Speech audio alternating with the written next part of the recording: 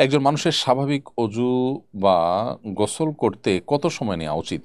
কেউ কেউ অজুর অঙ্গসমূহ ধৌত করার সময় বারবার ঘষতে থাকেন। এমন করতে করতে অনেক সময় 10 মিনিট ধরে অজু করেন। এমনও হয় যে এর কারণে নামাজও ঠিক সময় মতো পড়তে পারে না। এক্ষেত্রে করণীয় কি?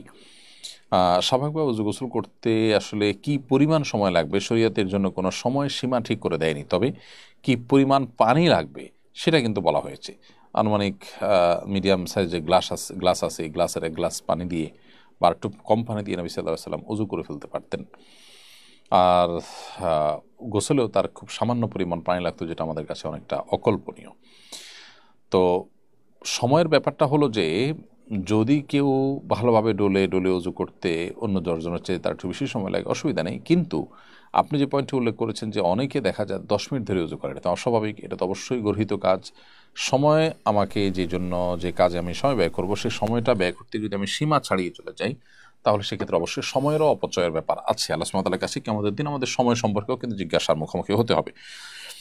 তো সেজন্য একজন মুসলমান অজু করতে গিয়ে অস্বাভাবিক পর্যায়ে সময় নষ্ট করবেন না। অনেকের সূচিবায়ুর রোগ আছে। এই সূচিবায়ুর রোগ যাদের আছে তাদের ওয়াসওয়াসার রুকিয়া নামে যে রুকিয়া আছে, অনলাইনে সার্চ করে সেরকম কোনো রুকিয়ার শরণাপন্ন হয়ে সেরকম রুকিয়ার মাধ্যমে তার ট্রিটমেন্ট করা উচিত। অথবা তার এই সূচিবায়ুর রোগ দূর করার জন্য মানসিক কোনো ডাক্তার, কোনো কাউন্সিলরের শরণাপন্ন হওয়া উচিত।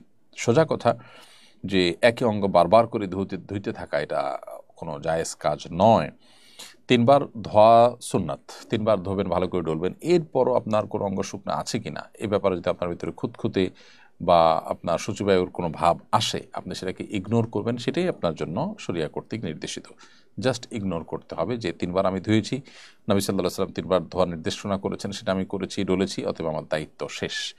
এরপরে আর শুকনো থাকলো কি থাকলো না, সেটা আমার অরিড হওয়ার দরকার নেই। নিজেকে এভাবে বোঝাতে হবে, সান্ত্বনা দিতে হবে এবং নিবৃত রাখতে হবে এই বারবার অপ্রয়োজনে ধোয়াধুয়ির ব্যাপার থেকে।